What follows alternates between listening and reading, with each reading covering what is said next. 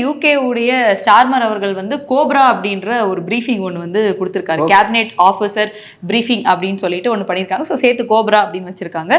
So பார்லிமெண்ட்ல பேசி பார்லிமெண்ட்ல என்ன முடிவெடுக்கிறாங்க அப்படின்னு பார்த்தீங்கன்னா, இஸ்ரேல் வந்து தாக்குறதா இருந்ததுன்னா, Israel maybe hit in a big way, Iran மேல இஸ்ரேல் தாக்குதல் நடத்தும் அப்படின்னு இருந்துச்சுன்னா, we will support them in this அப்படின்ட்டு வந்து அவர் சொல்லியிருக்காரு. இஃப் இட் ஹேப்பன்ஸ் அப்படின்ற மாதிரி. அதே மாதிரி இஸ்ரேல் சைடில் என்ன சொல்லியிருக்காங்கன்னா, எங்களுக்கு வந்து அவங்க கிட்ட இருக்க அந்த சேகல் மிஷேல் அண்ட் அது மட்டும் இல்லாமல் நியூக்ளியர் இதுக்கு தான் நம்ம எப்படியா நியூட்ரலைஸ் பண்ணணும் அப்படின்னு நெத்தனியாகு வந்து சொல்லியிருக்காரு. அதை தாண்டி ஈரான் இது என்ன பண்ணியிருக்காங்க அப்படின்னா, அவங்க அந்த சேகல் மிசைலை வந்து கொடுத்துருக்காங்க. கொடுக்கும்போது என்ன சொல்றாங்க வந்து யூடியூப்ல பார்த்துருப்பீங்க, அப்படியே என்னமோ குழு நண்டி போற மாதிரி இருந்துச்சு. அது பேலிஸ்டிக் மிசைல்னு சொல்லப்படுது. அடுத்து ஹைப்பர்சோனிக் பேலிஸ்டிக் மிசைலே நாங்கள் வச்சு அட்டாக் பண்ணுவோம் அப்படின்னு சொல்லப்படுது. ஸோ இதில் இஸ்ரேல்லையே பார்த்தோம் அப்படின்னா 600 பேருக்கு பக்கமாக இறந்துருக்கிறதா நியூஸ் வருது. இங்கே வந்து ஈரானில் 1000 பேருக்கு மேலே இறந்துருக்கிறதா நியூஸ் வந்திருக்கு. இதெல்லாம் பொய்யுங்கிற தெளிவாக தெரியுது. ஏன்னா அதுக்கும் மேற்பட்ட டெத் அதிகமாக இருக்கும். ஆனால் இது யாருமே வெளியே வந்து தெளிவாக அஃபிஷியலாக சொல்லவே மாட்டாங்க.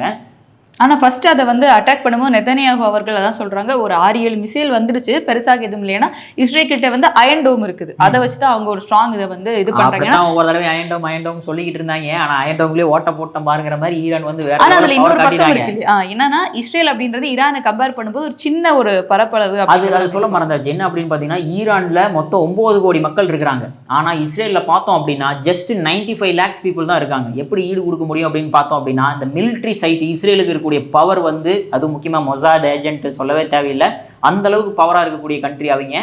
ஈரானுமே வந்து நியூக்ளியர் பவரோட ரெடியாக இருக்கிற கண்ட்ரி. ஸோ இப்போ நியூக்ளியர் லான்ச்சிங் ஆரம்பிச்சிருச்சு அப்படின்னா அவ்வளோதான், எங்கே போய் நிற்குன்னு தெரியல.